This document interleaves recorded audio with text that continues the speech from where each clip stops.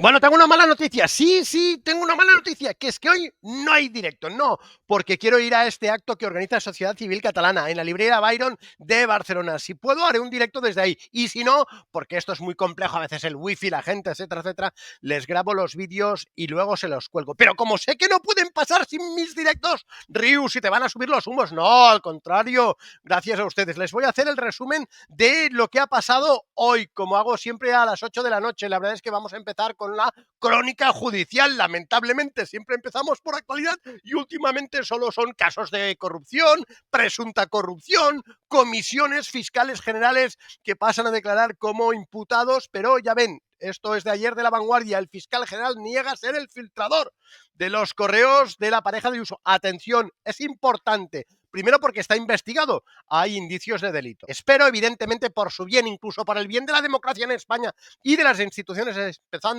empezando por la de la Fiscalía General, que no acabe siendo condenado, porque sería un golpe muy duro a la confianza en las instituciones. Pero déjenme hacerles una pequeña reflexión también. Si él dice que no es y al final se demuestra que efectivamente se lo filtró él o con órdenes suyas, hombre, no solo en este caso sería un condenado, sino también alguien que no dice la verdad, cosa que es absolutamente impropia, por supuesto, del cargo. Vamos a ver las noticias que se han publicado al respecto. La verdad es que algunos digitales, por ejemplo, en El Mundo recogen la opinión de varios fiscales que dicen que se ha instalado en el lawfare de Sánchez. ¡Buah! ¡Aprendiendo! ¡Buah! Pero es que es el fiscal general del Estado. Acuérdense que el lawfare eran las investigaciones por las presuntas irregularidades del hermano, de la mujer, etcétera, etcétera. Un poco los jueces, la fachosfera, copiando los métodos del proceso. Lo he dicho más de una vez desde aquí. Más informaciones sobre el fiscal general del Estado en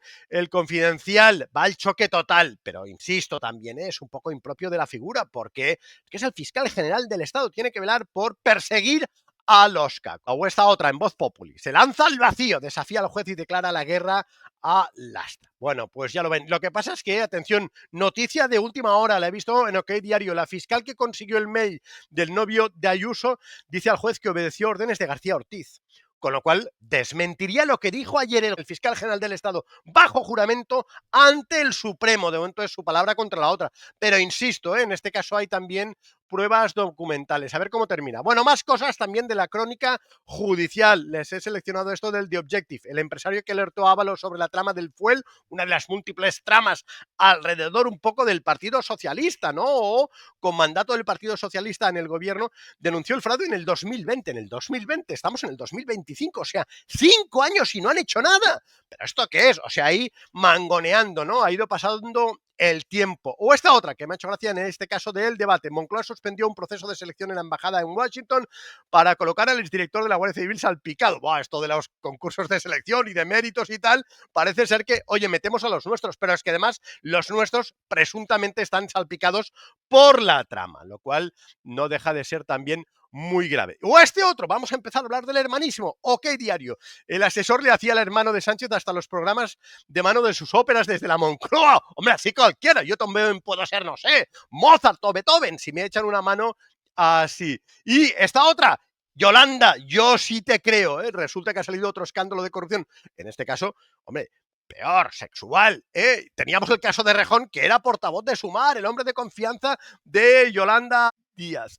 Pues ya lo ven, también en este caso, además una menor y un diputado de confianza, como puede verse por las fotos. Lo que pasa, esto es de OK Diario, lo que pasa es que algunos también destacan eso, que es un nuevo escándalo, sexual, en el entorno, en el núcleo duro de la vicepresidenta. Bueno, y ya para acabar de hablar de temas de corrupción, hombre, el caso a mí me parece flagrante, el caso del Centro Nacional de Investigación Oncológica. Ya saben que ha durado tiempo. Ahora han tomado una decisión salomónica, nos cargamos a los dos, a la directora y al gerente, un poco repartiendo culpas. Lo que pasa es que llega tarde y mal. Bueno, y tengo mis dudas de que el gerente tenga alguna responsabilidad. Bueno, si se lo pongo también es pensando en una mujer poderosa que entrevistamos aquí, Inés Sainz. Inés, ¿cómo estás? Te veo currando en Bruselas, que también evidentemente le pareció esto un caso absolutamente meter mano en los fondos de investigación oncológica, porque la verdad es que en ABC, que fueron, digamos, los primeros en desvelar el caso, han hecho una recopilación de las portadas, se las pongo para que vean la gravedad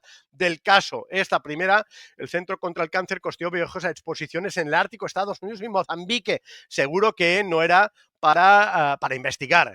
O esta otra, la directora del Centro contra el Cáncer gastó 300.000 euros en accesorios Apple. Imagínense, no, accesorios además. O sea, casi, hombre, no digo que podría haberse comprado la fábrica, pero desde luego era más que un ordenador, un iPhone. O esta otra, la directora del Centro contra el Cáncer fue obligada a devolver 90.000 euros que cobró de más. O sea que había indicios. O esta, obligó a su director a cerrar el departamento de arte, el famoso departamento de arte. ¿Cómo puede tener un centro que tiene que dedicarse a la investigación? Eso, un departamento de arte. A ver si hay mangoneo también en la compra a artistas. Y finalmente esto, la ministra permitió que la directora del CNIO no devolviera el sobresueldo de 200.000 euros. Pero Diana Morán, pero no es la candidata del Partido Socialista en la Generalitat Valenciana. Pues ahí lo dejo. Y finalmente esta, también que, como decía, afecta directamente a la exministra. Se negó a investigar. ¿Ministra o exministra? No sé si ha dimitido del cargo. No lo sé, es que no sé si ha dimitido del cargo para hacer de candidata o sigue en el cargo y así aprovecha también para hacer de candidata un poco, hombre, con fondos públicos, aprovechando la proyección institucional que da eso, que da un ministerio. Bueno, ya lo ven, se negó a investigar las irregularidades en el CNI. Alguien debería dar explicaciones y no solo ante el juez, por supuesto. Más cosas, cambios de opinión. Hasta ahora estábamos pendientes de los cambios de opinión de Pedro Sánchez, pero resulta que Feijóo también, bueno, ahí en la Gaceta le meten, pero claro, acepta la cesión al PNV, no al gobierno vasco del famoso palacete en París. Y la protección de los ocupas. Con tal de no perder el voto pensionistas, aquel famoso decreto omnibus. Lo que hay que hacer con los ocupas, lo veremos luego, es echarlos, no hacer seguros y esas cosas. En el ARA dicen exactamente lo mismo, el PP cambia de opinión. O sea que, lo que decía, los cambios de opinión no solo son de Pedro Sánchez, también del líder de la oposición. Y otro cambio de opinión, atención, los de Esquerra, ayer no encontraban la documentación, o antes de ayer, y ahora resulta que sí, que han encontrado la documentación. Bueno, pero lo que queremos saber es quién está detrás de los carteles de Maragall, porque llevan investigando desde el mes de julio. Estamos en enero y nadie ha dado la cara, excepto a que colocarle el muerto pues al jefe de prensa, a algún otro, etcétera, etcétera. Queremos respuestas. Tengo la sensación que todos estaban pringados, porque ni Marta Rovira despejó aquello, la incógnita, ni tampoco, por lo que parece, Oriol Junqueras. Más cosillas que ha hecho Collboni con el tema de la vivienda. Bueno, sobre todo anuncios, haciendo ver que hace alguna cosa. Bueno, sí es cierto que el Ayuntamiento de Barcelona ha empezado a ponerse las pilas y está construyendo vivienda pública, que es lo que tienen que hacer las administraciones públicas. Pero fíjense aquí, 2 páginas en La Vanguardia. Luego difícilmente La Vanguardia criticará a Collboni. No solo en La Vanguardia, también en El Periódico. Aunque la verdad es que Collboni, la política de Collboni es exactamente la misma que la de Colau en esta materia.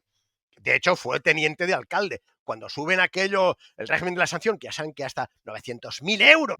Ojalá los ocupas les metieran estos sablazos, por ejemplo, o a los que llegan sin papeles, o yo qué sé, a los de las plantaciones de marihuana, a los de las fiestas ilegales. No, solo los propietarios. Aquí se criminaliza a los propietarios, porque no todos, lo hemos dicho más de una vez, no todos son grandes bancos, grandes tenedores, fondos buitres, hay mucha clase media. Pero ya saben que el problema de la ocupación es un problema grave en Cataluña y costará mucho arreglarlo. De hecho, ahora los abogados han dicho que lo que hay que hacer es expulsar, que el derecho de ocupación no existe en ningún país del mundo. Una cosa es que la Constitución garantice el derecho aquello a la vivienda, por supuesto, pero es un derecho, pero no es aquello meter patada en la puerta, entro y luego que me saquen. Además, ya se ha visto en varias ocasiones, muchas veces son incluso gente de otros países que llegan aquí. Bueno, ya entiendo las dificultades y tal, ¿no? Pero hay que respetar la propiedad privada, que es un derecho fundamental. Las sociedades organizadas, entre otras cosas, se basan en el respeto a la propiedad privada. Lo hemos dicho también más de una vez desde aquí. No solo eso, la cultura del esfuerzo, la seguridad jurídica. Y además tenemos el caso de la Massana,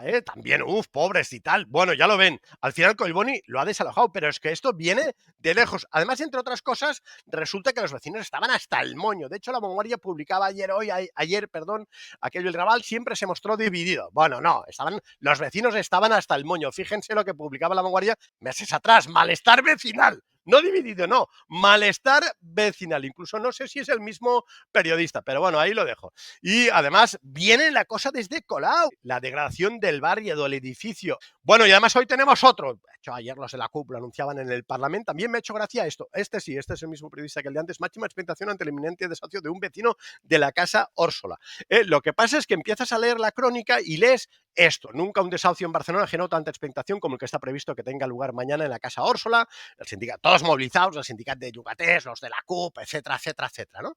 Pero resulta que Josep, uno de los vecinos de esta finca del Eixample, que se niega a marcharse, pese a que ya caducó su contrato de alquiler. Bueno, pues es lo que pasa, si se termina el contrato, te tienes que ir, o lo renovas, claro, depende, pero es que es eso, ¿no? Sí, bueno, entonces, ¿por qué estamos convirtiendo a este en un héroe?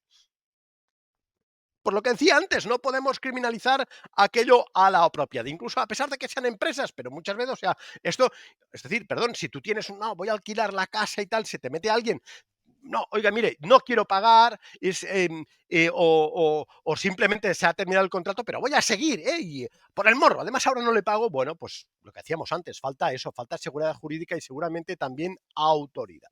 Cambiando de tema, atención los de Junts, lo dijimos siempre, lo dijimos ayer con Sergio, no, ayer no, en la antorcha, con Sergio Fidalgo, por cierto, lo del postureo, los de Junts son, vamos, son unos maestros en esta cosa, porque fíjense ahora ya, bueno, la cuestión de confianza, por cierto, también lo he dicho muchas veces, bueno, lo del decreto Omnibus no es la DUI, no es la República Catalana, no es la independencia, no es Marchem, no es Passat pantalla, ¿no? Es la vieja política del peix al cova, más o menos, del estira flojo, que en el fondo la política es eso, si no tienes los votos, tienes que negociar, pero ahí Junts también un poco, hombre, bajándose los pantalones, bueno, lo de siempre, postureo, haciendo ver que una cosa y luego acaba tragando. Incluso la cuestión de confianza, bueno, va, ya no es tan importante. De hecho, esto no sé de qué medio ya, perdón, ya no sé de qué. Ah, de La Razón, perdón, de La Razón, creo que es de La Razón. Pero ya ven, también esto, por ejemplo, de Pablo Planas. Si lo hizo Pablo Planas, va a misa, ya ven, tras presumir de haber arrodillado a Sánchez, Puigdemont descafeína su cuestión de confianza. Y además otra cosa, piden las competencias en inmigración. No sé para qué las piden, si hace 4 días pedían cerrar los CIE como los de la CUP, para eso quieren las competencias sobre inmigración. Y además otra cosa, el tema sigue, he leído esto en El Español, Moncloa acuerda con Canarias la salida de 4.000 menas a la península.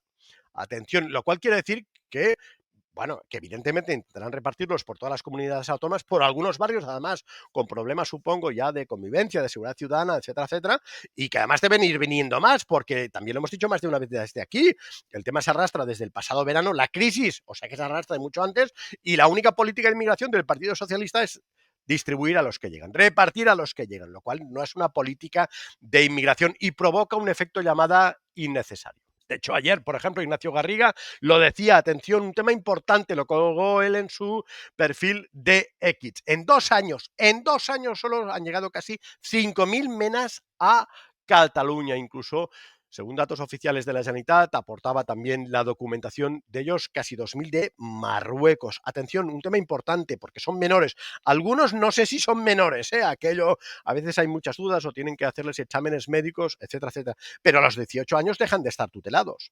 Entonces, ¿qué hacen? Bueno, pues a la calle. Claro, esta gente tiene que comer. Con lo cual, hombre, si no encuentran trabajo o no consiguen aquello, regularizar su situación, supongo que caen en la pequeña delincuencia. Y poco a poco van ampliando, ¿no? El hurto, el tironeo, el robo a pensionistas y esas cosas. Yo lo he dicho siempre, los menores tienen padres. Lo que habría que haber hecho es devolverlos, porque si no es un secuestro legal, que es exactamente lo que pasa aquí. Cuando se escapa alguien, la familia, supongo, informa a las autoridades y cuando lo encuentran lo devuelven a la familia. A no ser que haya cometido algún delito, que entonces va al juzgado de menores. Pero entonces, ¿por qué tenemos que acoger nosotros a menores que tienen tienen familia en sus respectivos países? Bueno, atención, Albert Batet, que ayer sacaba pecho, lo de siempre, ¿no? Cuando Junts aguanta, resiste y tal, siempre conseguimos. La verdad es que criticó a Salvador Illa por los presupuestos, que es cierto, Salvador Illa tendría que haber presentado los presupuestos, de momento ha llegado a un acuerdo ahí con los comunes a base de multar a 900.000 euros a los propietarios si incumplen la ley de vivienda, pero claro, faltan los de Esquerra, que ahora está Junqueras, a ver qué pasa, etcétera, etcétera. Pero hay que decir que aquí nunca se han presentado casi nunca los presupuestos a su hora, es decir, en el mes de diciembre como muy tarde, incluidos los de Junts. Les he seleccionado una cosa que salió en La Vanguardia, yo es que ya la recogí. Fíjense, los últimos presupuestos aprobados a tiempo fueron hace años, ¿eh? Esto creo que es del 2020, o sea que pueden efectivamente 2020 más o menos, ¿no? Pueden añadir otros, pero en estos están también los de Convergencia, los de Junts, lo cual, otra cosa, confirma que Cataluña se ha convertido, no en el oasis catalán, en un terreno políticamente inestable. que es una de las consecuencias más graves del proceso. Las leyes injustas hay que incumplirlas, con lo cual te cargas el ser aquello, la seguridad jurídica, la estabilidad política, esas cosas tan importantes para que las sociedades avancen. Seguimos, más cosas también, un artículo de Santi Vila en La Vanguardia, me ha hecho gracia. Gobernar pensando solo en cómo aislar y humillar a tus rivales es, además de contraproducente, injusto. Bueno, tiene toda la razón, pero me sabe mal decirlo, haberlo dicho antes, porque Santi Vila era del gobierno ese de Puigdemont que nos llevó al precipicio. Es cierto que luego saltó, pero saltó el último día, o sea que eso tampoco sirve de cimiento. Y ya para ir terminando, la política internacional de la Unión Europea. Yo la verdad es que me sabe mal decirlo, ya lo he dicho, incluso lo publiqué en algún artículo en Gaceta, ¿no? Me estoy volviendo escéptico, porque claro, Trump gana y ahora aquí quieren ponerse las pilas. Por ejemplo, von der Leyen responde a Trump con el plan de Europa primero. Bueno, eso es como en Make America Great, ¿no? America First, lo que decía Trump. O sea que solo han conseguido eso, solo eso, sino que también critican la burocracia y esas cosas. Bueno, sí, innovación, acuérdense, lo decíamos ayer, ¿no? No, ya no sé dónde lo decía, pero claro, aquí ni siquiera con la pandemia éramos capaces de fabricar mascarillas. Una cosa tan sencilla como una mascarilla que es un par de gomas y una tela protectora.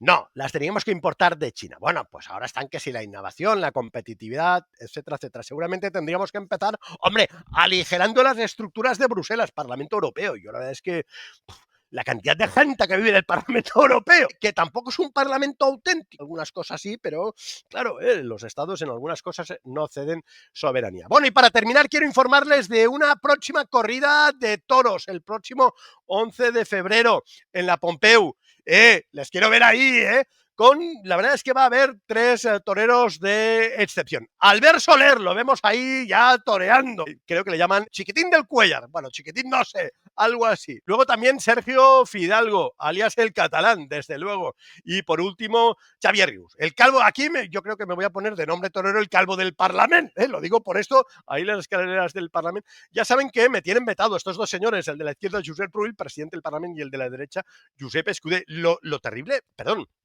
lo grave es no que me metara al de la derecha, que empezó él, sino que el presidente del Parlamento ni siquiera se atrevía a decirle, oye, a este lo tienes que acreditar porque es periodista. Y ya está. Y si no, porque yo soy el presidente del Parlamento y evidentemente velo por eso, porque no hayan vetos. Y no, es verdad, ya lo saben, supongo ya lo saben, pero insisto, ok, ya estoy vetado. Pero eran los que iban diciendo que esto va de democracia, incluso lo decían en TV3. Bueno, todo sea por la libertad de expresión. Xavier Rius, mañana más.